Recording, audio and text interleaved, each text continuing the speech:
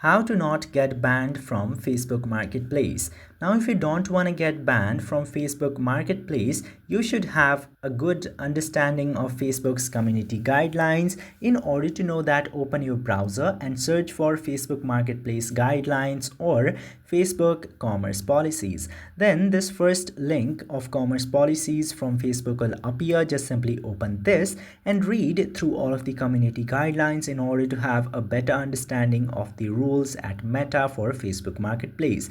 Generally, you should not do things like listing random products for random prices, which is listed incorrectly, and you are not delivering the products that you have been listing in the marketplace, and you are quote unquote scamming people. Those things might lead you to get a bunch of reports from random accounts, and that might get you banned very easily. So avoid the very common mistakes or the guidelines violations, then your Facebook Marketplace will be safe. I hope this video was helpful to you. If yes, don't forget to hit that subscribe button.